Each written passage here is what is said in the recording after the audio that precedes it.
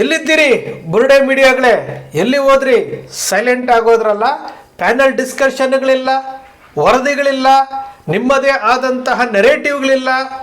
SIT ತನಿಖಾ ವರದಿ ಕೊಟ್ಟಿರೋದನ್ನ charge sheet ಅಂತ ಹೇಳಿ ಬಾಯ್ ಬಡ್ಕೊಂಡ್ರಲ್ಲ ನೀವೆಲ್ಲನೂ. ಈಗೆಲ್ಲೋದ್ರಿ?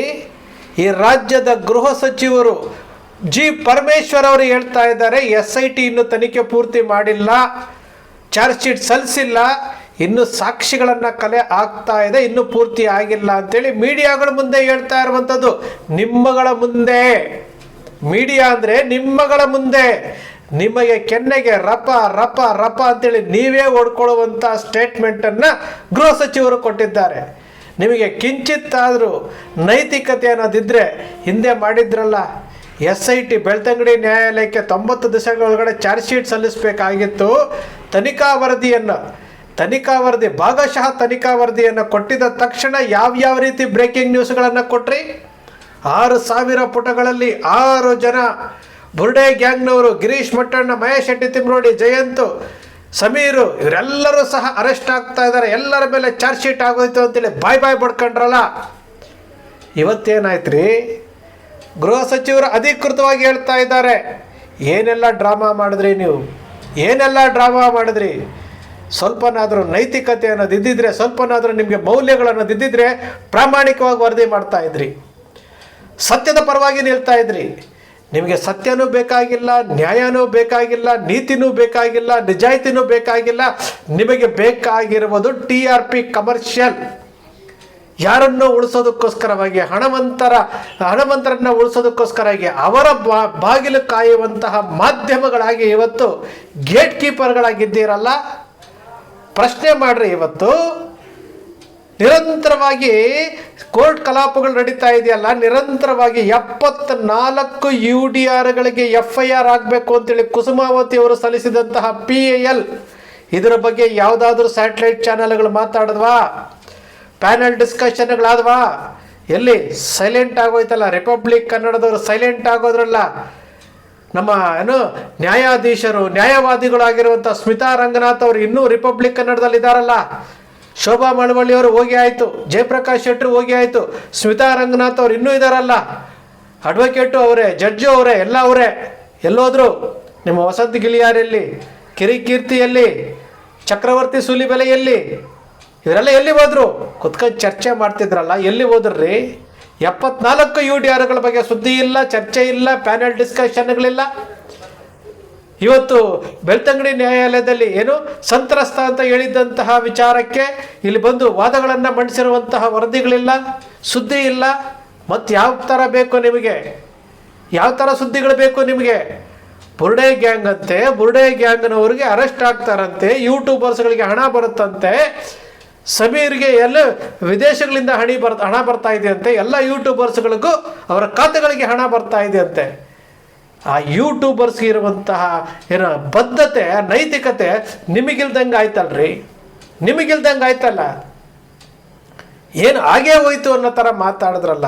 ಒಂದು, ನಾವು ಯಾವ ಫೀಲ್ಡಲ್ಲಿ ಕೆಲಸ ಮಾಡ್ತಾ ಇದ್ದೀವಲ್ಲ, ಆ ಫೀಲ್ಡ್ಗೆ ನಾವು, ಆ ಕ್ಷೇತ್ರಕ್ಕೆ ನಾವು ನ್ಯಾಯ ಒದಗಿಸುವಂತಹ ಕೆಲಸ ಮಾಡಬೇಕ್ರಿ. ನ್ಯಾಯ ಒದಗಿಸುವಂಥ ಕೆಲಸ ಮಾಡಬೇಕು. ನೀವು ಮಾಡ್ತಾ ಇರ್ಬೋದು ಎಂಥದ್ದು? ಎಲ್ಲಿ ಹೋದ್ರು ರೋಷ ವೇಷ ಎಲ್ಲಿ ಹೋದ್ರು ನೀವೆಲ್ಲನೂ?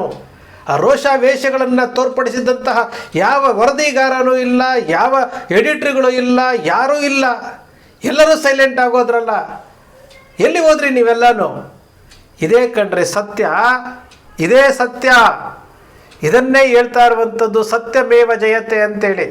ಅದನ್ನು ನಿಮ್ಮ ಹೆಡ್ಲೈನ್ ಬರಬೇಕಾಗಿತ್ತು, ಬ್ರೇಕಿಂಗ್ ನ್ಯೂಸ್ ಬರಬೇಕಾಗಿತ್ತು.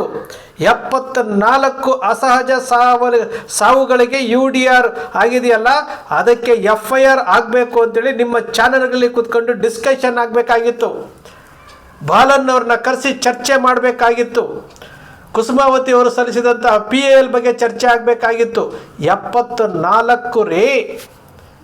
ಪ್ಲಸ್ ಚಿನ್ನಯ್ಯ ಊತು ಹಾಕಿದ್ದಂಥ 16ರಲ್ಲಿ 3 ಸಿಕ್ಕಿರುವಂಥದ್ದು, ಪ್ಲಸ್ ಬಂಗ್ಲೆಗೂಡದಲ್ಲಿ ಸಿಕ್ಕಿದ್ದಂತಹ ಸಾವಿರಾರು ಮೂಳೆಗಳು, ಇದರ ಬಗ್ಗೆ ಡಿಸ್ಕಷನ್ ಆಗಬೇಕು. ಆನೆ ಮಾಹುತನ ಕೇಸ್ ಬಗ್ಗೆ ಡಿಸ್ಕಷನ್ ಆಗಬೇಕು. ಯಾವುದನ್ನು ಮಾಡಲಿಲ್ಲ. ಚಿನ್ನಯ್ಯ ಬಂದ ತಕ್ಷಣ ರಿಪಬ್ಲಿಕ್ ಕನ್ನಡ, ಸುವರ್ಣ ವಾಹಿನಿ ಇವರೆಲ್ಲ ಏನು ಮಾಡಿದ್ರಿ? ಏನಾಯ್ತು ರೀ ಸುವರ್ಣ ವಾಹಿನಿ ಅಜಿತ್ ಹನುಮಕ್ಕನವರೇ? ಇಲ್ಲಿ ಬುರ್ಡೆ ವಿಚಾರ ಬಂದ ತಕ್ಷಣ, ಚಿನ್ನಯ್ಯನ ವಿಚಾರ ಬಂದ ತಕ್ಷಣ ಸುಜಾತಾ ಭಟ್ಟರಿಗೆ ಒಂದು ಎಪಿಸೋಡನ್ನು ಮಾಡಿ, ಏನೋ ಇನ್ವೆಸ್ಟಿಗೇಷನ್ ಜರ್ನಲಿಸಮ್ ಅಂತೇಳಿ ಸುಜಾತಾ ಭಟ್ ಎಲ್ಲೆಲ್ಲಿ ವಾಸ ಮಾಡಿದ್ರು, ಏನೇನು ಮಾಡಿದ್ರು ಎಲ್ಲವನ್ನು ತಂದ್ರಲ್ಲ. ಈಗ ಯಾಕ್ರಿ ಸೈಲೆಂಟ್ ಆದ್ರಿ? ಯಾತಕ್ಕೆ ಸೈಲೆಂಟ್ ಆದ್ರಿ? ರಾಷ್ಟ್ರವಾದಿ ಪತ್ರಕರ್ತರು ಥ್ರೆಡ್ ಬೇರ್ ಇನ್ವೆಸ್ಟಿಗೇಷನ್ ಮಾಡಿದಂಥ ಅಜಿತ್ ಹನುಮಕ್ಕನವರು ಯಾಕ್ರಿ ಸೈಲೆಂಟ್ ಆದ್ರಿ? ಪವರ್ ಟಿವಿ ಅಂತೂ ಬಿಡಿ, ಅದು ಲೆಕ್ಕಕ್ಕೆ ಇಲ್ಲ. ಅದು ಇನ್ನು ರಿಪಬ್ಲಿಕ್ ಕನ್ನಡ ಏನಾಯಿತು? ನಮ್ಮ ಪಬ್ಲಿಕ್ ಟಿವಿ ಏನಾಯಿತು? ಏನು ಪಬ್ಲಿಕ್ ಟಿವಿಯ ರಂಗಣ್ಣ ಮಾತಾಡಿದ್ದು, ಸುಪ್ರೀಂ ಕೋರ್ಟ್ಗೆ ಹೋಗಿದ್ರಂತೆ, ಬುರ್ಡೆ ತಗೊಂಡು ಸುಪ್ರೀಂ ಕೋರ್ಟ್ಗೆ ಹೋಗಿದ್ದರಂತೆ, ಈ ರೀತಿಯಾಗಿ ವ್ಯಂಗ್ಯ ಮಾಡಿದ್ದಂತಹ ರಂಗನಾಥ್ ಅವರು ಇವತ್ತೇನು ಸುದ್ದಿನೇ ಇಲ್ಲ, ಇದ್ರ ಬಗ್ಗೆ ಸುದ್ದಿನೇ ಇಲ್ಲ. ಹಾಗಾದರೆ ನಿಮಗೆ ಸ್ಯಾಟಲೈಟ್ ಚಾನೆಲ್ಗಳು ಅಂತ ಹೆಸರಿಟ್ಕೊಂಡಿದ್ದೀರಲ್ಲ, ಯಾತಕ್ಕೆ? ಸತ್ಯ ಕೊಡಲಿಲ್ಲ, ನ್ಯಾಯಯುತವಾಗಿ ವರದಿ ಮಾಡಲಿಲ್ಲ ಅಂತಂದರೆ ಮತ್ತ್ಯಾಕೆ ನೀವು ಚಾನೆಲ್ ನಡೆಸ್ತಾ ಇದ್ದೀರಿ? ಯಾತಕ್ಕೋಸ್ಕರ ನಡೆಸ್ತಾ ಇದ್ದೀರಿ? ನೀವು ಚಾನೆಲ್ ಕ್ಲೋಸ್ ಮಾಡಿ. ನಿಮಗೆ ಬದ್ಧತೆಯೂ ಇಲ್ಲ, ನಿಮಗೆ ಮೌಲ್ಯಗಳು ಇಲ್ಲ ನಿಮಗೆ. ಇದನ್ನೇ ನಾವು ಕೇಳ್ತಾ ಇರುವಂಥದ್ದು. ಒಂದು ವೇಳೆ ಸೋಷಿಯಲ್ ಮೀಡಿಯಾ ಇಲ್ಲ, ಒಂದು ವೇಳೆ ಯೂಟ್ಯೂಬರ್ಸ್ ಇಲ್ಲ, ಸೋಷಿಯಲ್ ಮೀಡಿಯಾದಲ್ಲಿ ಜನ ಮಾತಾಡಲಿಲ್ಲ ಅಂದಿದ್ರೆ ನೀವು ಯಾವ ರೀತಿ ಕೇಸ್ಗಳನ್ನು ಮುಚ್ಚಾಕ್ತಿದ್ರಿ? ಇದೇ ತಾನೇ 2012ರಲ್ಲಿ ಸೋಷಿಯಲ್ ಮೀಡಿಯಾ ಇರಲಿಲ್ಲ, ಇಷ್ಟು ಫಾಸ್ಟಾಗಿ ಯೂಟ್ಯೂಬ್ ಇರಲಿಲ್ಲ, ಅವತ್ತು ಫೇಸ್ಬುಕ್ ಇತ್ತು, ಇಷ್ಟೊಂದು ಆ್ಯಕ್ಟಿವ್ ಇರಲಿಲ್ಲ. ಅವತ್ತು ಈ ಕೇಸುಗಳೆಲ್ಲ ಇದೇ ಥರ ಮುಚ್ಚಾಕಿರುತ್ತಾನೆ ನೀವು. ಅವತ್ತಿನ ಎಸ್ ಪಿ, ಅವತ್ತಿನ DIG ಪ್ರತಾಪ್ ರೆಡ್ಡಿ ಅವರು ಕೊಟ್ಟಿರುವಂಥದ್ದು, ಅವತ್ತಿನ SP ಹೇಳಿದ್ದಂಥದ್ದು ಎಲ್ಲವನ್ನೂ ಸಹ ನೀವು ತೋರಿಸ್ಬೇಕಾಗಿದ್ದು ಮುಚ್ಚಾಕಿದ್ರಲ್ಲ. ಸೌಜನ್ಯ ವಿಚಾರದಲ್ಲಿ, ಆನೆ ಮಾಹುತನ ವಿಚಾರದಲ್ಲಿ ಸುದ್ದಿನೇ ಮಾಡಿರ್ಲಿಕ್ಕಿಲ್ಲ ನೀವು. ಇವತ್ತು ಸೋಷಿಯಲ್ ಮೀಡಿಯಾ ಇರೋದಕ್ಕೆ ಇಷ್ಟೆಲ್ಲ ಸತ್ಯ ಹೊರಗಡೆ ಬರ್ತಾ ಇದೆ. ಒಂದಷ್ಟು ದಿನ ಮೋಹನ್ ಬೋಳಂಗಡಿಯನ್ನು ಕೂರಿಸ್ಕೊಂಡು ಸತ್ಯ ಹೇಳ್ಸಿದ್ದೆ ಎಲ್ಲಿ ಹೋದ್ರಿ ಎಲ್ಲ?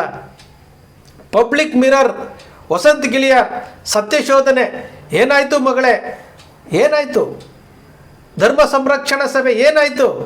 ಎಲ್ಲವೂ ಸಹ ಅರ್ಧಕ್ಕೆ ನಿಂತು ಹೋಗಿ ಏನೆಲ್ಲ ಪ್ಲ್ಯಾನ್ಗಳನ್ನು ಮಾಡಿದರೆ ಎಲ್ಲವೂ ಸಹ ನೀವು ಏನೋ ಫೇಲ್ ಆಗ್ತಾ ಇವತ್ತು ಸತ್ಯ ಹೊರಗಡೆ ಬರ್ತಾ ಇದೆ ಅಂತಂದರೆ, ಇಲ್ಲಿ ಶ್ರೀಕೃಷ್ಣ ಪರಮಾತ್ಮ ಅವತಾರದ ರೂಪಗಳಲ್ಲಿ ಬಾಲನ್ನು, ಧನಂಜಯ್ ಅವರು ಮತ್ತು ದೊರೈರಾಜ್ ಅವರು ಇಂತಹ ವಕೀಲರ ರೂಪದಲ್ಲಿ ಬರ್ತಾ ಇರುವಂಥದ್ದು. ಸತ್ಯ ಹೊರಗಡೆ ಬರ್ತಾ ಇದೆ ರೀ. ಮಂಜುನಾಥ ಸ್ವಾಮಿ, ಅಣ್ಣಪ್ಪ ಸ್ವಾಮಿ ಇವತ್ತು ಹೋರಾಟಗಾರರ ಬೆನ್ನಿಂದ ನಿಂತ್ಕೊಂಡು ಅವರಿಗೆ ಮಾರ್ಗದರ್ಶನ ಕೊಡ್ತಾ ಇರುವಂಥದ್ದು ರೀ.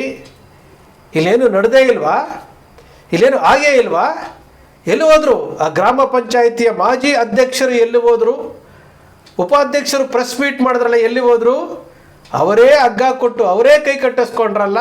ಅವರು ಕೊಟ್ಟಿದ್ದಂಥ ಸ್ಟೇಟ್ಮೆಂಟ್ಗಳಿಗೆ ನಮ್ಮ ಜಯಂತಿ ಅವರು RTI ಹಾಕಿದ್ರು, RTI ಮೂಲಕ ಬಂದಂತಹ ಮಾಹಿತಿಗಳು ಇವತ್ತು ಕೋರ್ಟಿನಲ್ಲಿ ಸುದ್ದಿ ಆಗ್ತಾ ಇದೆ, ಕೋರ್ಟಿನಲ್ಲಿ ಪ್ರಶ್ನೆಗೆ ಒಳಪಡ್ತಾ ಇದ್ದಾವೆ. ಇದನ್ನೇ ಹೇಳುವುದು, ಪಾಪದ ಕೃತ್ಯಗಳು ಹೆಚ್ಚಾದಾಗ, ಪಾಪದ ಕೊಡ ತುಂಬಿದಾಗ ಎಲ್ಲವೂ ಸಹ ಬಯಲಿಗೆ ಬರುತ್ತೆ. ಇದನ್ನೇ ಹೇಳ್ತಾ ಇರುವಂಥದ್ದು. ಹಿಂದೆ ಹಿರಿಯರು ಮಾಡಿದ್ರಲ್ಲ ಗಾದೆಗಳು, ಪಾಪದ ಕೊಡ ತುಂಬುತ್ತೆ ಅಂತ ಹೇಳಿದ್ರಲ್ಲ, ಹಗ್ಗ ಕೊಟ್ಟು ಕೈ ಕಟ್ಟಿಸ್ಕೊಳ್ತಾರೆ ಅಂದ್ರಲ್ಲ, ಇದನ್ನೇ ಚಿನ್ನಯ್ಯ ಬಂದು ಅಗಿದ ತಕ್ಷಣ ಜನ ಶಾರ್ಟ್ ಮೆಮೊರಿ ಮರ್ತು ಬಿಡ್ತಾರೆ. ಚಿನ್ನಯ್ಯ ಅಗಿತಾ ಇದ್ದಂಗೆ ಇವರಿಗೆ ಟೆನ್ಷನ್ ಸ್ಟಾರ್ಟ್ ಆಗೋಯ್ತು. ಗ್ರಾಮ ಪಂಚಾಯತಿ ಮಾಜಿ ಅಧ್ಯಕ್ಷ, ಉಪಾಧ್ಯಕ್ಷರು ಪ್ರೆಸ್ ಮೀಟ್ ಮಾಡಿದ್ರು. ಅವ್ರು ಯಾರೋ ಆಟೋ ಡ್ರೈವರ್ ಬಂದು ಈ ಬಂಗ್ಲೆಗೂಡದಲ್ಲಿ 100 ಸಿಗುತ್ತೆ ಅಂತಂದ. ಯೂಟ್ಯೂಬರ್ಸ್ ಮೇಲೆ ಅಲ್ಲೇ ಮಾಡಿದ್ರು, ಏನೆಲ್ಲ ಮಾಡಿದ್ರು ಇವರು.